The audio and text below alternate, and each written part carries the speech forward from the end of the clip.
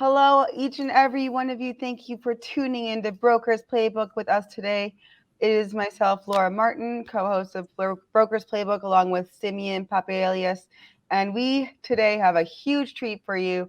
Giselle Ugarte. She is the absolute queen of social video content and coaching people for specifically showing up online and being in video and really showing up for your fans, your followers, and getting used to it because video is here to stay. Isn't that right, Giselle? It is not going anywhere. And how wonderful it is, though, that nowadays, when I started making videos, this was over a decade ago. I wanted to be on broadcast television. I wanted to be on network television. And I was. I had a great career in TV. However, I had to wait for casting opportunities. I had to wait to be able to use the fancy equipment and rent out the studio. And now, every single person, if you are listening to this, if you're watching this, chances are you're probably listening and watching from your phone. And what's attached to your phone is a camera. So you have no excuse not to be using that camera and on a daily basis to connect with your people. And if you hate the way you sound, if you hate the way you look, good. We can't change that. But how awesome that you don't have to wait for anyone to be able to practice on that device that you have. Okay, first of all, what a welcome. What a powerful tidbit. You're the best. You're the best for coming out of the gate. Yeah, grab a pen, grab a piece of paper. Like I'm gonna take you to social video church today. I'm gonna give you so many practical and tactical tips. Like you didn't know what you were getting in for. I'm gonna knock your fucking socks off. Just wait. Giselle, thank you so much for coming on the show. We have heard a lot about your presence, and I've definitely seen you on a couple of podcasts, especially with people that are directly related both to my organization or my network. So we're humbled to have you. We're thankful to have you, and we trust that you're going to guide both ourselves, where I feel there's absolutely so much that I can learn from an online performance coach, and I'm always interested in hearing more. But I know as a fact that I get this question from the broker community. I will tell you at least a dozen times, maybe 24 times a week, as to where do you find the time, Simeon, to produce the content? And the answer is quite simple. I'm going to use this very podcast to create at least 24 pieces of content. And that's where people don't understand efficiency and systems and all the things. And you do not need cameras. You do not need all the things to get started. But I think if, Giselle, you could shed light on how little one needs to get started, how little, and for those listening to audio only, I'm showing off my brand new iPhone, but all you need is your actual pocket rocket. These things are $2,200 at this point. This is more than a laptop. and it's uber powerful. Giselle, I want you to take us through maybe how does one get their head wrapped around it? I hate the way I look. I have an iPhone.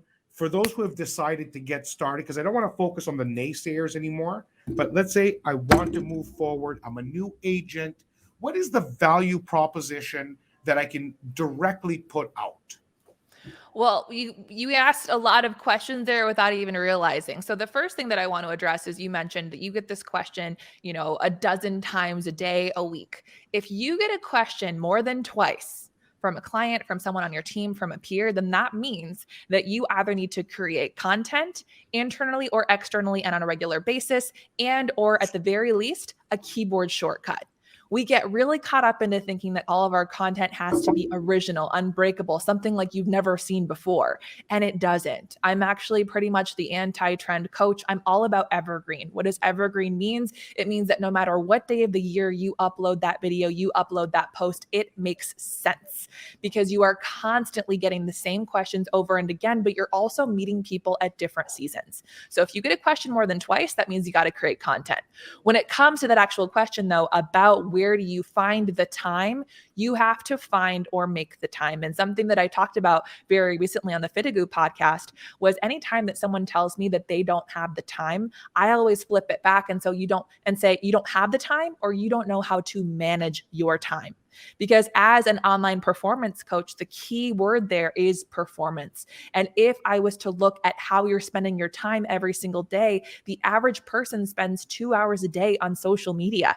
2 hours a day. And that's not just sitting down for 2 hours. That is every single time that you have free moment, having the habit of opening up that empty refrigerator door, of checking your emails, of checking Facebook, of checking Instagram. And it feels like it's a couple of minutes, but then it turns into 15 or it turns into 30, or you're distracting your time at the carpool pickup line or whatever it is. And if you're spending 2 hours a day on social media, even if you're spending 30 minutes a day on social media, and you trick yourself into saying that's research, okay, the highest performers in the world, they're doing more creating than consuming. But if you're spending 30 minutes, 2 hours a day, that's a part-time fucking job that you are wasting time. So something that I always challenge people to is to do a time audit, and on a regular basis. And I have a whole worksheet actually on my website, if you go to GiselleUgarte.com, of my exact time audit formula, where I actually will track, what am I doing every 15 minutes, every 20 minutes. So I have my Alexa go off. Let this be the first drop for you, because Broker's Playbook is not one, like, we're all salespeople, but we're here to create value. But you also are an actual professional coach. Yes. So let's be very crystal clear. If anyone listening, if anybody watching wants to participate or wants to check out what Giselle makes a living off and how she helps, you need to hit her website. Yeah. Giselle, where does one find your products and your services? At GiselleUgarte.com, and I have tons of free content on Instagram. You know, that is where I put so much value. But here's where, again, like, I just, you know, as a performance coach, I'm not just going to say, oh, upload this many times a day, oh, get on this platform. I can do that, but it goes so much deeper than that too. And so again, just pay attention. Where is your time actually going? Is it going to your family? Is it going to your work? Is it going to your kids? Is it going to bookkeeping and mindless tasks? You know, how can you better spend your time? And then from there, how can you carve out the time? And where you can get started, start keeping a notepad, like in your app, in the notepad. Anytime that you get a question more than twice, write it down. Anytime that you have a content idea, write it down. Or just use that moment of when you have that content idea, pull out your phone and film it. Whether it is on Instagram or TikTok, or maybe you're going live. You just finished a really important meeting with all of your team and you gave all of your agents great advice. Great. Share that advice with the world. Show us your expertise and level yourself up as a thought leader by then filming it and practicing getting more comfortable. One thing that is a differentiator for me is the world of TikTok. And a lot of people roll their eyes and expect for me to say, I want you to dance. I want you to keep up with the kids. And it's not that. If anything, if you only think I'm talking about TikTok, you're missing out. With TikTok, it's putting a sledgehammer on the world of social media and video production and content creation. Why? Because during the pandemic, people got tired of the bullshit and seeing the perfection and the rainbows and the highlight reel that is not real. It's just a fragment of time. And what TikTok did to us is it forced us to get really comfortable exactly as we are. And rather than thinking about video as being this masterful drone production, think of it like a FaceTime call. Think of it like a Zoom call. Think about it like a conversation that the three of us are having right now, where you're just simply having a conversation. It is not a one-way street. What I love about video is, for example, right now, if you're watching this video, there might be 2,000 people watching. There might be 20 people watching. But if we were in a physical room, I would have to fight to make eye contact with every single one of you. And after I'm done speaking, we would be done. How wonderful it is that I'm taking an hour out of my day on this, what is it, Tuesday, Wednesday? I forget what day it is these days. But whoever watches this video, we're making direct eye contact. And we're doing this at scale. This video will continue to live on. This podcast will live on for as long as that I exist, for as long as it exists as an upload. And so if you are wondering how you can make more of your time more efficient, you film a video once, you answer a question until the end of time for as long as it is there. Someone asks you a question, you don't even have to answer it. Just send them the link and there you are. There's your face. There's your personality. There's your smile. They're not looking for you to be an encyclopedia. They're looking for you to be the expert and the opinion, the perspective. And that, if that doesn't convince you, then my job here is done. Giselle, I wanted to share something with you. So Simeon and we met through LinkedIn. And about 5 years ago, after sort of wrapping up my degree in psychology and cognitive science, I reapproached the world of real estate and finance. And I said, I can absolutely dominate this industry.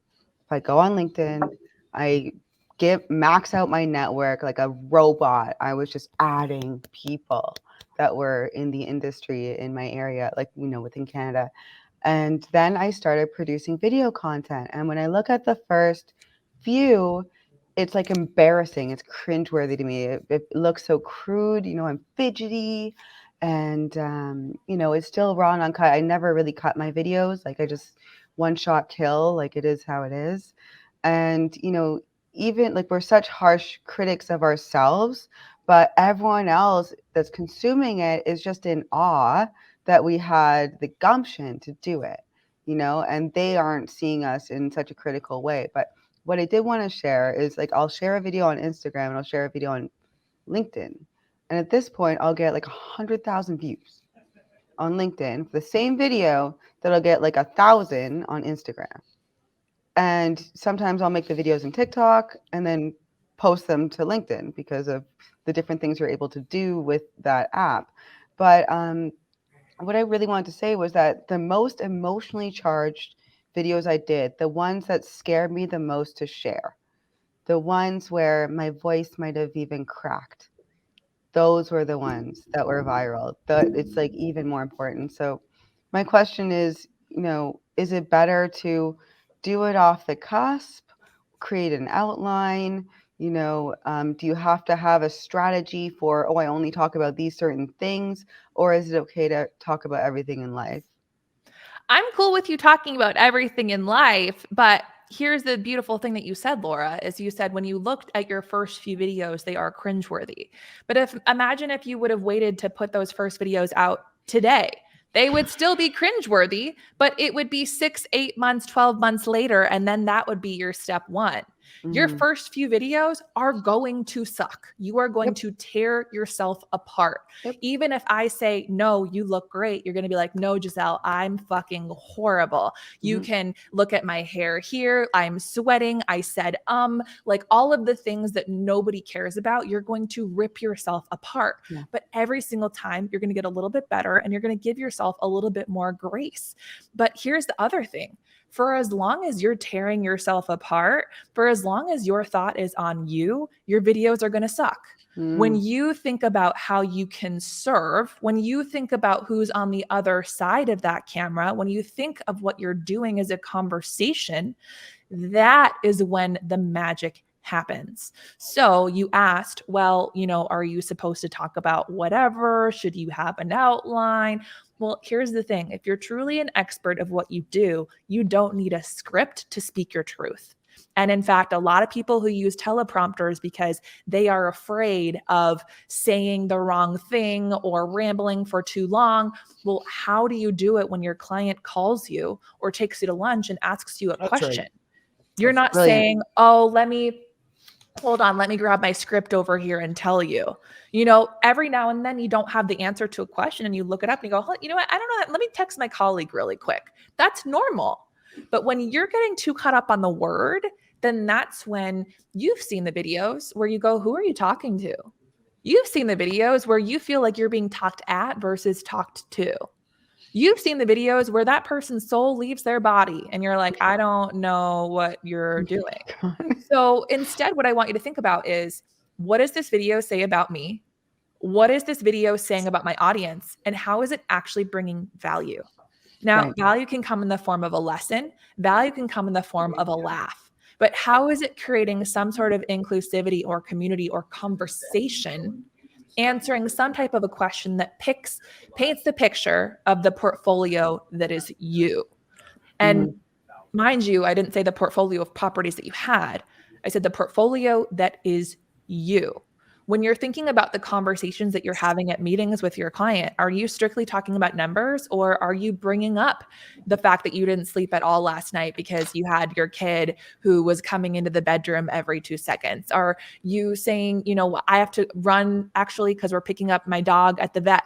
Oh, it's my daughter's dance recital tonight. Oh, my husband and I are going skydiving in Tahiti this weekend. That would be really cool. I'm not, and nor have I ever done that. But you're talking about other things beyond just numbers and transactions. And that's ultimately why somebody is choosing you, because they feel like you understand them and you can meet them where they're at. So it's important to share other things, but when it's not about when it's about sharing an experience and sharing who you are. So I think that Giselle, it's very important to point something out.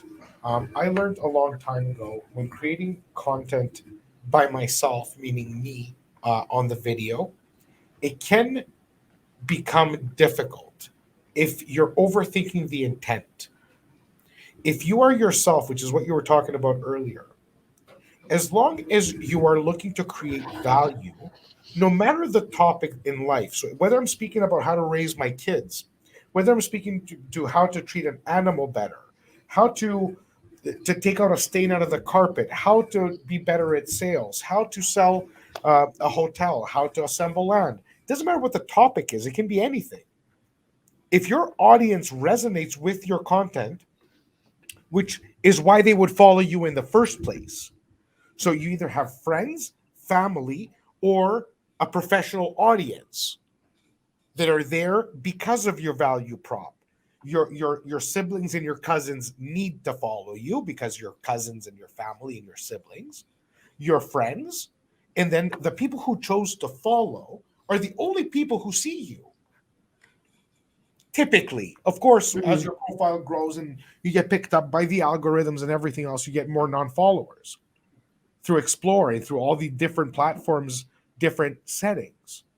Well, But and mind you, I just want to chime in there really quickly. Yeah, absolutely. That, and mind you, you should be considerate though of those non-followers, particularly in real estate. And here's why. It's not a Absolutely. matter of your content being picked up by the non-algorithm, but it is about, these days, someone's not just sharing your phone number and then they're picking up the phone and calling you. They're typically sharing a link to your profile or a link to a piece of your content.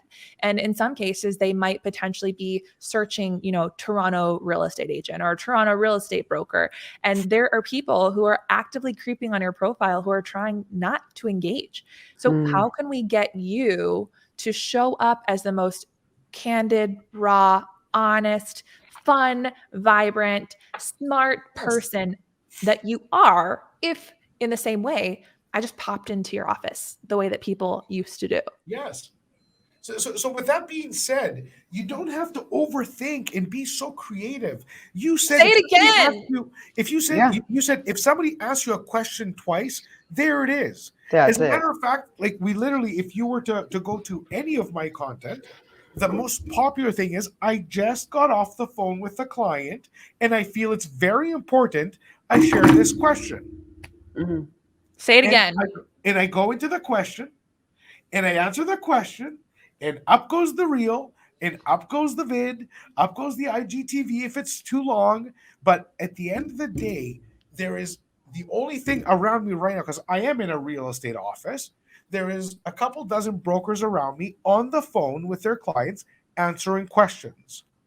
There is no way that every single one of them can't take 3 minutes, 5 minutes tops to create a short little post and put that daily content out that creates the thought leadership component. It creates the confidence component because you are more confident than others who are not posting and sharing their insight, and leaders in the business.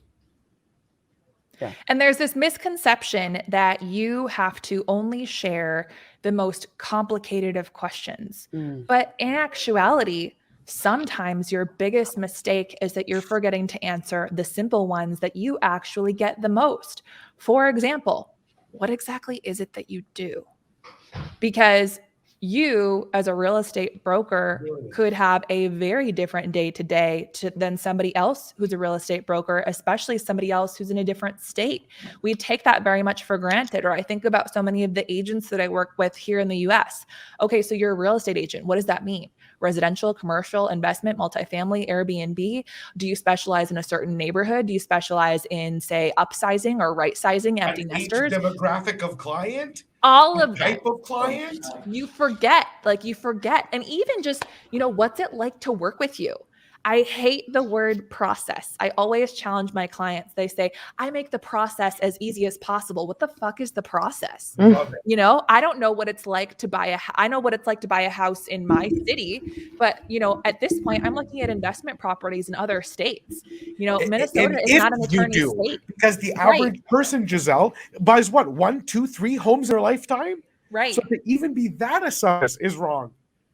Yeah. So we gotta drill down, and this is brilliant. Drill down to what you do and what you do for your demographic, for your audience. Brilliant. Mm-hmm. Awesome. And also, like, what is that I have one client who, for example, most of her clients she's never met face to face because she's all about investment. You, Laura, that's you. That's this is me. Who's never met them face to face, and in some cases closing day happens and they're not even there because she specializes in vacation rentals that she then teaches them how to run their Airbnbs, and she takes care of everything: lawn care, housekeeping, management, booking, account setup, all of that, which is very different from someone who they're holding their client's hand, literally going from house to house to house to house to house, looking for the right property for their kids, answering questions all about school districts and playgrounds and parks and activities. Like, that's so different. And how wonderful is that they're different? We think that by starting to name specifics, I'm not saying you have to totally niche down, but by at least naming specifics, that we are somehow turning down other business. And yeah, you are turning down business so that you can focus your time and energy in the business that you actually enjoy doing versus selling your soul to the nickel and diming clients who do not respect your time or your energy. So yeah, I think I love the sort of theory of radical authenticity and creating your raving fan base by being pointed, by being cheeky, by saying things that may be inflammatory to some people because you're not taking the middle ground on absolutely everything. So you have to. So I think that's a huge point that you specifically, Laura, have. And I'm not going to say a technique used. I think that's a life choice to take a stand on things that are important to you. It takes courage, and when you do that, I don't care if it creates a little controversy or a lot or none for that matter, but take your stand and speak your truth. I think you're always going to come out far better, stronger, and fulfilled than if you don't. So if you're not taking a position only to not offend someone that can hurt your image, I think it's a mistake because you are not, at that point, you're no longer you. Because if something's burning inside, spit it out. Yeah. And so that's what it's for. Yeah. I wanted to change the trajectory just a little bit. Giselle, you live and breathe socials. Can you tell me, is there a platform that's hotter than another? Is it simply based as to where your tribe lives that you focus on? Should we be focused? So I personally have a TikTok account that has only been logged into by my daughter, and I had no idea because I downloaded it, I set it up, and I never touched it. And there was a bunch of selfies of my daughter from 2 years old to 5 years old before I pinched her. So I don't have a TikTok presence. Is TikTok something that I should be looking into and investing my ultra valuable time into? Should I stick to IG, Facebook, LinkedIn, where I have a tremendous amount of proven success? I'm trying to speak for many different people. What is your thoughts on, especially those over 30 something or 41 or those over 41 in 6 months for that matter? Yeah. Well, here's the thing. A couple of questions there. The grass is going to be green where you water it and where you keep showing up and value community. But you mentioned should we stick where our audiences are? Well, here's the thing. There's this misconception that audience is determined based upon platform. So for example, the boomers are on Facebook, the millennials are on Instagram, the Gen Zs are on TikTok. And that's actually not the case. There are every type of age demographic, every city represented on all the different platforms. And you actually get to create the audience that you want to attract. So for example, if you go on TikTok and you talk to TikTok like a child, you will attract children. Meanwhile, on Instagram, for example, a lot of people don't know this, but my career accidentally started on YouTube about 10 years ago. I wanted to work in the world of television. Nobody would hire me. So I began to create videos on this tiny little platform that no one understood. YouTube was not a verb. Everyone and their mom did not have a blog. Influencer was not a job title. And I just wanted to learn how to use a video camera and lighting and audio and all of that. And then I quickly learned that there was actually gold here. There were these extraordinarily average teenagers who had hundreds of thousands, if not millions of subscribers, and no one was talking about it. Mm-hmm. So I studied the platform and started to bring brands and networks on this platform. And I used it as my vessel to set myself apart. I didn't know it, but what I was doing there was I had an objective from the very beginning. And the objective was beyond just that platform. We get way too caught into thinking that it's all about growing as quickly as possible, going viral, getting as many views. But guess what, honey? I know a lot of people in real estate who can make a viral video cannot sell a house. So how are we actually getting conversions to happen? And conversion could mean that you want to sell more properties. Conversion might mean that you want to elevate yourself as a coach or a speaker and be taken seriously as a thought leader. But regardless of what platform you choose, what is your objective? Now, here's where the creating your audience thing comes in. When I was on YouTube, I was making makeup tutorials. My audience was between the ages of 13 and 17 and about 90% female. If you go to did that lead into your gig with Claricel? Is my understanding? So I did CoverGirl, I did Proactive, and then from there I was on the Today Show and I worked for every entertainment network, eventually went into advertising, and then now I have my own awesome business and team under this coaching umbrella. But the point is that I've served every kind of audience, because now if you look at my content, I actually have 60% male and all above the age of 25, primarily 25 and above. When it comes to TikTok, actually what we're seeing, and if you're stuck on that mindset of that platform is determined with audience, well, now more than half of TikTok is over the age of 20 and more than a third is over the age of 30. The beautiful thing about TikTok, whether you're on TikTok specifically or you're seeing the ways in which every other platform is having an identity crisis because of TikTok, here's what you need to pull from it, whether you decide to join the platform. Can you explain that? Oh, yes. So here's what you need to take from it. When you log into TikTok, you have two different feeds. One is your following feed, which runs just like any other platform. You're seeing the people who you follow. But the main feed, the default feed, is called the For You page. The For You page is quite literally customized for you. When you first get onto TikTok, it's going to be really confusing because they are intentionally giving you a whole smorgasbord of contrasting content because it's trying to understand your preferences. And what it knows is that your preferences aren't just based off of who you like and who you follow. It's what are you spending the most time watching? It understands that there are a lot of things, opinions, content that maybe you don't want to publicly acknowledge. And so it will start to recommend you content based upon that, as well as your location, as well as based off of similar videos that you've watched previously. So what does that mean for you, especially in real estate? What that means for you is that it is giving you content that you didn't know you needed based upon your viewing habits. It will get to know you better than your friends and your family once you spent enough time on the platform and it can see your preferences. It will know that you are gay before you've come out. It will know how you voted even if you told no one. It will know if you are vaccinated even if you told no one. What does that mean for you as a real estate professional? It will know that your client is looking for a house even if they've never met you before.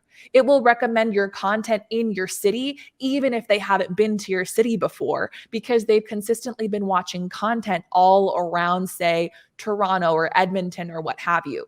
Normally, to get in front of people in that type of a targeted way, you have to pay to play. But with TikTok, you don't have to. the AI can recognize your face. It can recognize words that you're saying. It can see the captions that you're using. It can recognize hashtag. And now, just in the last few weeks, few months, we're starting to see short form video, specifically from TikTok, showing up in Google search.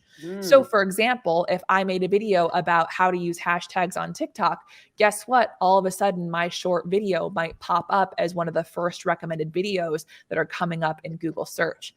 So if you haven't looked at TikTok, I recommend that you look again. But you asked me about how is TikTok becoming a sledgehammer on every other platform? Well, if you look at Instagram and Facebook and how they're starting to use Reels, for example, so you're getting short form vertical videos that are 60 seconds or less, but also pay attention to your feed, because what you're going to start seeing on your main feed is accounts that you don't yet follow. Now, Instagram has not yet mastered this. In fact, there were documents leaked recently where Instagram just showed themselves internally that the experience is still not as satisfying as TikTok. And what we're also seeing is the latest research actually shows where a lot of people feel worse about themselves after using Instagram or the dumpster fire that is Facebook. People who spend a lot of time on TikTok actually feel better about themselves. Interesting. And TikTok watch time has now exceeded both Facebook and Instagram in terms of how much someone is spending on the platform, and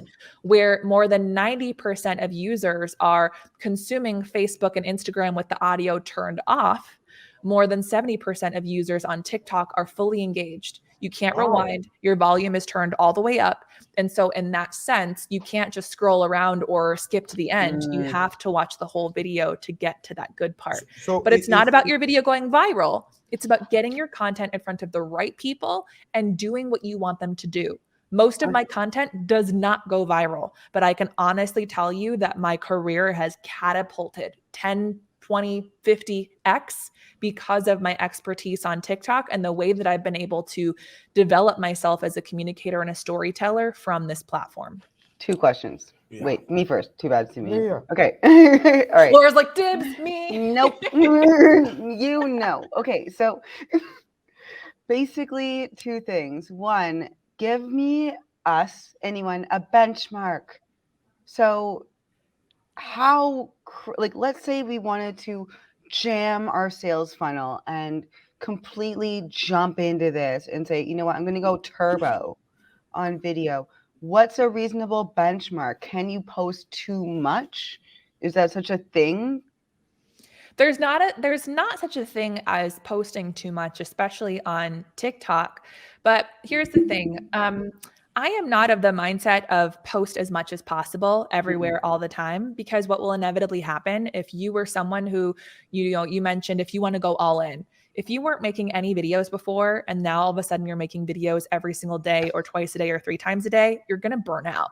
It's like if you were training for a marathon and decided, I'm going to try to run 20 miles tomorrow. It's so just what's not a good going benchmark? to happen. What's a good benchmark then? A good benchmark is, where are you at right now? Okay, let's double that. Or let's boost that by 10%. Okay, you're making a video a month. Let's go to a video a week. Okay, you're making 2 videos a week. Let's go 3. Or let's explore a different platform. Just give me 10% more. Just 10% more than what you're doing right now, or 25% more than what you're doing right now. And again, it's not about, it's not even necessarily a quality over quantity thing, because I don't want you to mind fuck yourself into thinking that the video needs to be perfect. But again, just take a pause and go, again, those 3 questions that I brought up earlier. And if you didn't write them down now. What is this video saying about me? What is this video saying about my audience? How is it bringing value? The value can come in the form of a lesson or a laugh, but how is it bringing value? And most importantly, towards the objective that I want to achieve. There are some people who come to me in real estate and they say, Giselle, I want to triple my sales volume. And then there are some who say, Giselle, I never want to sell another fucking house in my life. Get me out of production. Those are very different objectives. And so it's possible that your objective is, Giselle, I want to make revenue from being a creator, and I want to get more views and I want to go more viral. Okay, great. That's very different from somebody who wants to increase the dollars in their bank account. And so when it comes to benchmarks as well, I also want you to establish benchmarks that have nothing to do with views and nothing to do with followers. Maybe it is the way that someone mentions your content. Maybe it is the dollars that are in your bank account. Maybe it is the amount of appointments that you took or the amount of link clicks that you got on the link in your bio. I do think, though, to some extent, if you're joining TikTok for the very first time, my benchmark for you would be fill up that grid. Get that whole grid filled with videos, because it's all about community on TikTok. And people don't want you to just go, all right, let me just try this out and see if I go viral. They want to know that you're going to keep coming back. That's the difference between a view and somebody who actually wants to follow you. And so fill up your grid with those 12 videos, 15 videos. It doesn't have to be all in one day, but just to have as a benchmark, and get yourself past the 1,000 follower mark. The 1,000 followers is the hardest to crack, but once you do, the platform starts to make more sense. And that's also when you can start putting a link in your bio, whereas you can't get a link in your bio until you hit that point. That is clutch. Okay, second question, super quick. If you were going to give 3 tips on crude video production, what would they be? For instance, should they be captioned or, whatever? Yeah, best practices. Absolutely. You want to use text in your video as an attention grabbing hook, meaning the thing that gets someone to want to stay and watch and or turn their audio on. And absolutely having captions, especially knowing that the majority of people are not listening with the sound turned on, but also to be inclusive of those who might be hard of hearing, deaf, or putting down their kids. And so with that, absolutely text is so very important. I need you to show your face. Great if you can give me a beautiful house tour, but that's just oddly satisfying content. That's not going to get me to see the expert of what you do and hear your voice and see your smile. And that's the other thing too, 7-second rule. If I'm just looking at your profile, can I tell very clearly who you are, who you serve, what you do, and how I can get a hold of you? If I can't, then we need to give your profile a makeover. Then also a little asterisk, pretty please, your profile picture has to be your face, and I want you to smile. I'm glad that you had a GQ photo shoot where you looked tough. I'm glad that you have a beautiful logo, but I need to see your face. When you're sliding into my DMs, if I see nothing but a logo, or if I see somebody who looks angry leaving a comment, I'm going to be less likely to respond because you don't look like a kind or a real human being. And that's how you're going to accidentally end up in spam versus immediately get responded to by me or one of my team members. Amazing. So I do want to hit a couple of things in there from 2 different realms. I want to finish the conversation surrounding TikTok because I had an actual question that it might sound naive to some, but I honestly don't know. Is TikTok, am I able to use the same clips and videos that I create for platforms and import them into TikTok, or is there more to it? You absolutely can, but from any platform, the way that I like to think about it is you have different groups of friends. Okay. You have family friends, you have party friends, you have friends from college or university. And you show up as yourself to each group of friends, but each group of friends has a different language, has a different level of humor. There are some who you can tell dirty jokes to, and then there are some who you have inside jokes with. It would be very strange if all of a sudden you showed up to dinner with Laura and I, and you immediately shared an inside joke without any context from, say, you and your buddies from high school. And so think about different platforms in that way. There are certain jokes, and by jokes, I mean content, that it's going to fly everywhere. But there are certain pieces of content that just might not make sense. You might think that 60 seconds is a very short period of time, and that's, for Reels or for TikTok or for YouTube Shorts. However, 60 seconds feels short on, say, a LinkedIn or a Facebook. 60 seconds actually feels really long on the platforms where all you're seeing is video. And so are there ways where maybe you can trim the fat a little bit? Because on TikTok, for example, on any platform really, you want to capture attention and build trust, not in 2, 3, 30 seconds, first frame. If you don't build trust in that first frame, it's game over. And so you simply want to think about the consumer habits on each platform and ask yourself, would this piece of content make sense? Not is it compatible? As long as it's vertical, it's compatible. But would it actually make sense? Got you. Otherwise, it's going to flop. So to share my experience and the intention of my content with my entire audience and with you, Giselle, I started creating content, and together with Laura, we created this platform to do 3 major things. One was to to tell the industry because we feel confident in our ability to lead a pack. Laura is the chief operating officer of one of the biggest financial outfits in the country. I am the team lead and co founder of the REC group of companies. And we've been leading a lot of people for a long time.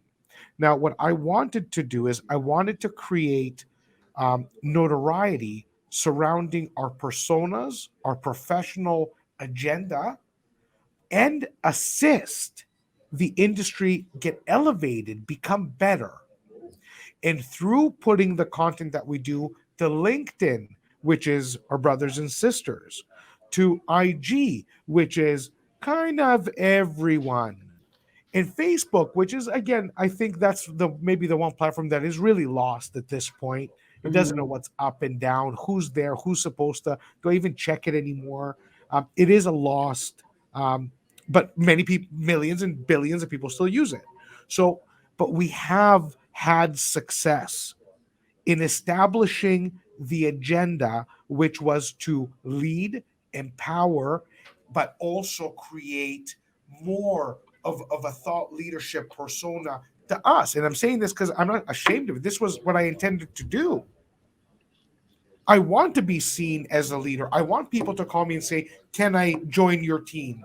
Can I collaborate with you? Do you know Laura Martin? Do you know Giselle Ugarte, the life of the party? So I do feel I'm a source of connection. Mhm. So I have succeeded. Now I'm gonna come back to you with a question.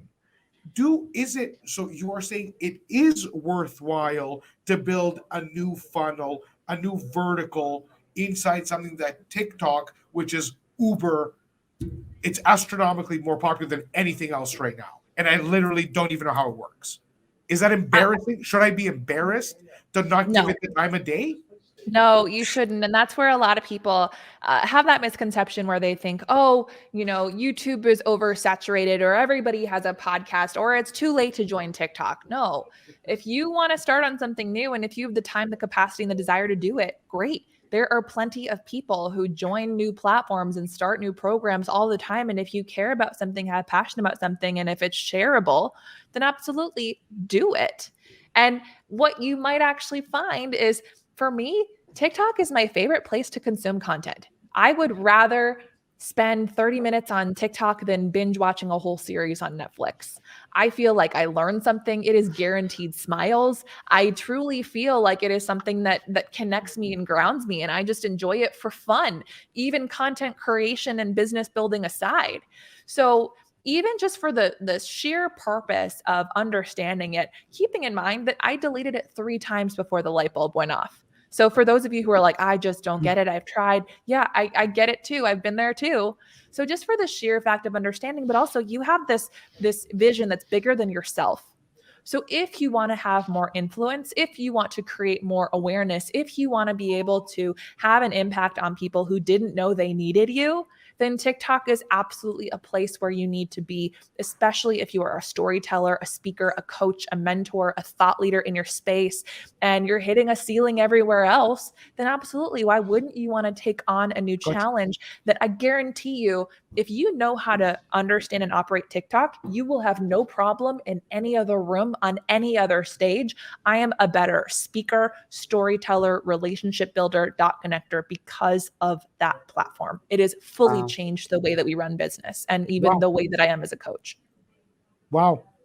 Okay. Well, I mean, I'm definitely going to dig into you more, especially if you position yourself as a leader in the space. I do respect, I'm an extremely coachable person, and I respect people who understand their value. So I will be consulting with you well past this recording. Laura, 100%. is there something you want to bring from Giselle that we haven't touched on? I have a hard stop in just a few minutes. Is there something that you have that's that you feel Giselle can bring to us? Hmm.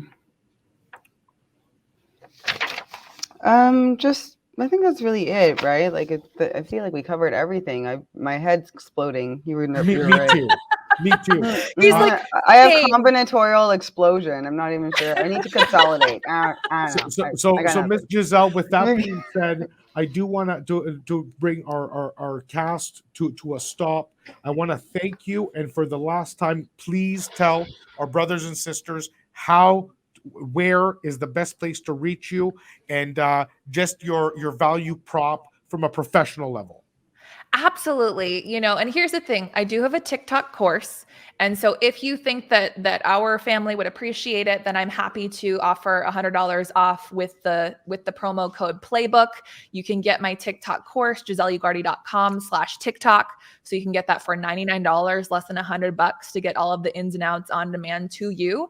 And then the other thing that I offer is 4 times a year, I have the Real Estate Content Accelerator. I group coach people from all over the world to truly understand how they can put themselves into their content and get the fuck on video. So if you are interested in that, slide into my DMs and I would absolutely love to have you. We have so many people from not just the US, but all over the world in different time zones. You are generous. You are generous. You are beautiful. You are talented, and you are a leader. And I want to thank you personally for being here. Laura, take the mic and put us away. Well, I mean, I think everyone here has gotten tremendous value from you today, Giselle. Thank you so much. You are an absolute champ. And I really look forward. Oh, wait, there was one thing. Action Forward. Yes. You are the CEO of Action Forward. And you've really just built this business on your own back through grit, hard work, consistency, and persistency. Tell me why Action Forward. Why the name? Yeah. So when I was going through high performance coach training, so that's more my executive coaching, not my on-camera coaching, the question that came up was, what is the next action forward thing that you can do? And the keyword there is forward, because there are a lot of us who disguise busyness as productivity. But when you look down, you've been running on this hamster wheel. You get to the end of the day and you feel like you've done nothing. And so with me, it's not about, again, posting all day, every single day, being everywhere all the time. It's how is this intentionally getting me to where I want to go while still liking myself at the end of the day and having the mental capacity to be able to do even more.